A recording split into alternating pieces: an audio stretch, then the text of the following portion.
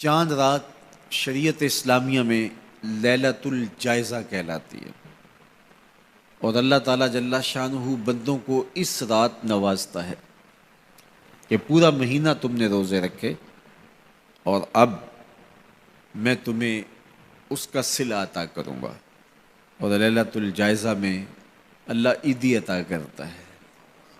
اور بندوں کو وہ عطا کرتا ہے جو وہ سوچ بھی نہیں سکتے کہ ہمارا مالک ہمیں کیا کیا عطا کرتا ہے۔ ہر شخص جو عیدی دیتا ہے وہ اپنی طاقت کے مطابق دیتا ہے نا۔ آپ کو بھی بچپن میں عیدی ملتی رہی ہوگی، اب بھی ملتی ہوگی، تو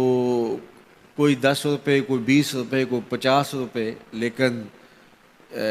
کوئی ایسا بھی ہوتا ہے کہ جس کے پاس فراوانیاں ہوتی ہیں تو پھر اس کی عیدی تو اس کی عیدی ہوتی ہے، تو ہر شخص اپنی کیپیسٹی کے مطابق ہی عیدی دیتا ہے نا۔ تو یار جب ایک عام آدمی 10-20 روپے دے دیتا ہے، لیکن جس کو اللہ نے بڑا نوازا ہو تو وہ پھر 500 روپے کا نوٹ آپ کو دیتا ہے کہ جناب یہ عیدی ہے آپ کی، تو پھر اللہ کتنی عیدی دیتا ہوگا، وہ کتنی کرم نوازیاں فرماتا ہوگا۔ تو یار جب عیدی لینے کا وقت ہو اس دن ہم بازار میں ہوں، جب عیدی لینے کا وقت، کچھ لوگ اپنے سارے کام اور ساری خریداری چاند رات کے اوپر چھوڑتے ہیں کہ اس رات کو ہم بازار جائیں گے۔ کچھ لوگوں کو شوق ہوتا ہے اس رات بازار جانے کا، حالانکہ بازار شر الاماکن، بری جگہ، سب سے بہتر جگہیں اللہ کے گھر مسجدیں ہیں، اور سب سے بدترین جگہیں بازار ہیں۔ تو مجبوری کے ساتھ بازار میں جایا جاتا ہے، آپ کی مجبوری ہے کچھ خریدنا، اور اگر آپ کاروبار کرتے ہیں تو آپ کی مجبوری ہے کچھ بیچنا، تاکہ آپ اس خرید و فروخت سے اپنے بچوں کا رزق کما سکیں یا اپنی ضروریات کو وہاں سے جا کے خرید کے لا سکیں، تو وہ مجبوری ہے۔ تو مجبوری کے لیے آپ وہاں جا سکتے ہیں، اور ہمیں حکم دیا گیا دیر سے جاؤ جلدی واپس آ جاؤ۔ مسجد میں حکم دیا گیا ہے جلدی جاؤ دیر سے واپس آؤ، اور ہمیں پتہ ہے کہ چاند رات کو رش کتنا ہوتا ہے، اور ہم اسی وقت کے لیے سارے کام چھوڑے ہوں جب کہ کندھے سے کندھا چھو رہا ہوتا ہے، اور مرد و زن کا اختلاط بھی وہاں ہوتا ہے، تو پھر اپنے آپ کو بچانا اور اپنے آپ کو محفوظ رکھنا اور اپنی نظر کی عفت اور پاکیزگی کا خیال رکھنا کتنا مشکل ہو جائے گا۔ اپنے آپ کو آزمائش میں ہی کیوں ڈالا جائے کہ جس میں ہم پورے نہ اتر سکیں۔ تو اس لیے یہ بات ذہن میں رکھیے گا کہ یہ لیلۃ الجائزہ ہے، یہ جھولی پھیلا کے رب سے مانگنے کا وقت ہے، یہ بازاروں میں آوارگی کا وقت نہیں ہے۔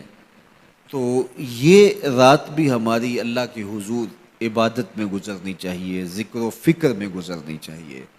یاد الہی میں گزرنی چاہیے۔ تو لیلۃ الجائزہ کو کبھی ضائع نہ کیجیے، اور اس رات کو برباد نہ کیجیے۔ سارے مہینے کی محنت آپ نے جو کی، اب اس کا صلہ لینے کا وقت ہے، اب عیدی لینے کا وقت ہے۔